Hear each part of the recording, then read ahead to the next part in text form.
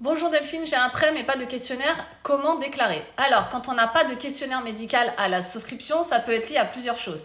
Soit c'est du crédit immobilier et dans mon encours total, et là je vais être très claire, l'encours total c'est tous tes prêts immobiliers confondus.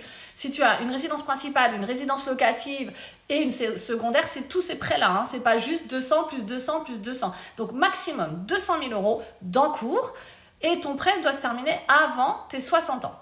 Ça permet de ne pas avoir de questionnaire de santé.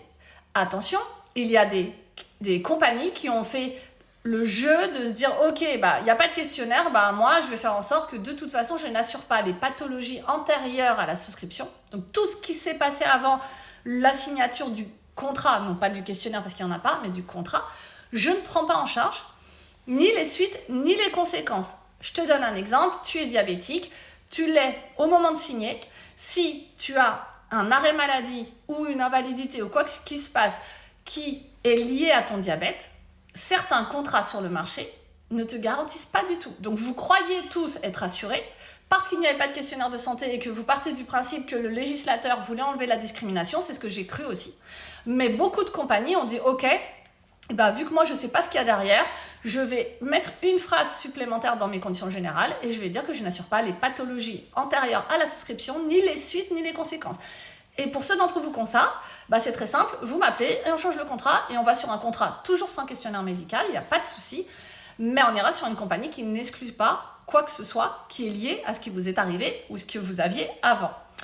Et ensuite, la deuxième chose, c'est que ça peut être un crédit conso, par exemple, sur lequel vous n'avez pas, en règle générale, de questionnaire de santé en tant que tel qui ne dit pas est-ce que tu as eu des arrêts maladie, etc. Mais attention, dans les documents qu'on vous remet, vous avez, moi je l'ai vu par exemple sur du leasing automobile. Un leasing automobile, tu veux une voiture, tu prends en leasing, etc. Voilà, tu payes ton crédit mensuellement, bref. Donc, dessus, tu as toujours une assurance. Déjà, cette assurance, elle coûte très cher. Mais c'est que décès PTA souvent, donc seulement ça, et il n'y a souvent pas l'arrêt de travail, l'arrêt maladie, l'accident, etc. Tout ça, c'est pas garanti, et les invalidités non plus. Et le souci, c'est que dans tous les documents qu'on vous remet, il y a une espèce de truc à cocher qui dit « je reconnais ne pas avoir de soucis de santé », plus ou moins grossièrement écrit comme ça, et vous signez. Et quand tu signes ça, donc oui, tu n'as pas de questionnaire de santé, par contre, en gros, si tu avais vraiment quelque chose médicalement parlant, ton contrat, il ne te sert à rien. Ton contrat ne te sert à rien. Déjà, c'est que le décès, donc il faut vraiment disparaître.